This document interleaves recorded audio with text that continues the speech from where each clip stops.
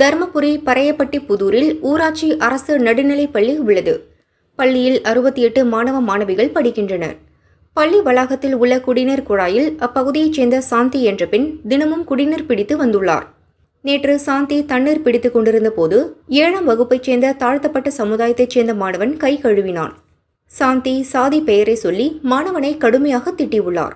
இதுபோல பலமுறை நடந்ததாக கூறப்படுகிறது. பள்ளி தலைமை ஆசிரியை தமிழ்ச்செல்வியிடம் புகார் கொடுத்தும் நடவடிக்கை எடுக்கவில்லை. பள்ளி வளாகத்தில் தலைமை ஆசிரியை தமிழ்ச்செல்வி மற்றும் ஆசிரியர் கிருஷ்ணன் கடந்த 2 ஆண்டுகளில் பலமுறை மாணவர்களை சாதி பெயரை சொல்லி அடித்ததாக மாணவர்கள் குமுறினர்.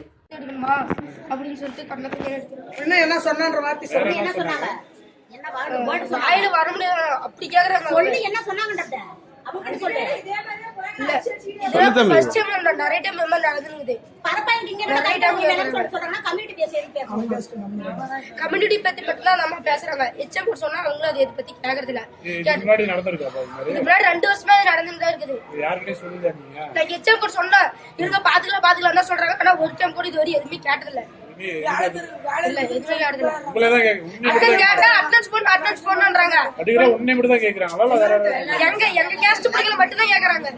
என்ன சமுதாயத்தை கேக்குறாங்க? என்ன இத கேக்குறாங்க? எதை பத்தி கேக்குறாங்க? கம்யூனிட்டி பரப்பையும் எஸ்சி அப்படின்ற பரப்பைன்னு சொல்லி சீக்கிரமா கேக்குறாங்க. யார் அந்த மாதிரி கேக்குறது? யார் அந்த மாதிரி கேக்குறது? நேத்து வந்து ஒரு அம்மா வந்தாங்க. பேர் அவங்க பேர் தெரியுமா? அவங்க எங்க குடியிருக்காங்க?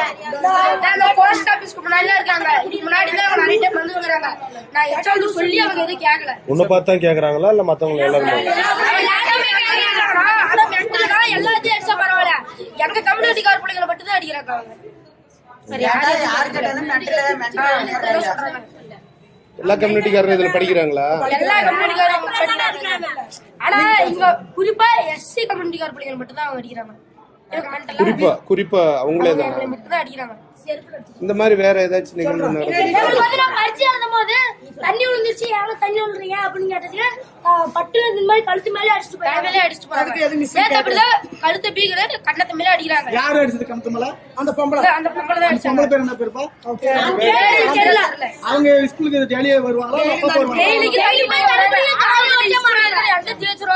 அவங்க உள்ள வந்து தண்ணி பிடிக்கிறத வச்சு இவங்க யாரும் கேக்குறது இல்லையா? உள்ள டீச்சரிங் எதுவும் அலோவ் பண்றது இல்ல, எதுவும் சொல்றது இல்ல. அவங்கள பாத்துக்கலாம் தான் சொல்றாங்களே தவிர மத்த என்னமே கேட்க மாட்டேங்கிறாங்க. நாங்க எச்சம் மட்டும் நிறைய டைம் சொல்லிருந்தாங்கிறோம். பாத்துக்கலாம் சொல்றாங்க. இவன் கால் கழுவ போற செருப்பு கழட்டி இவன் அடிக்கிறாங்க. அது கூட அவங்க எதுவும் கேட்கல.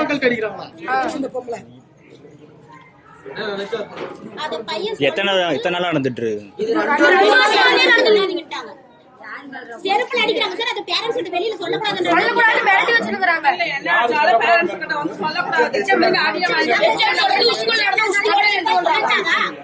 பெற்றோர் கோபிநாதம்பட்டி போலீசில் புகார் கொடுத்தனர்.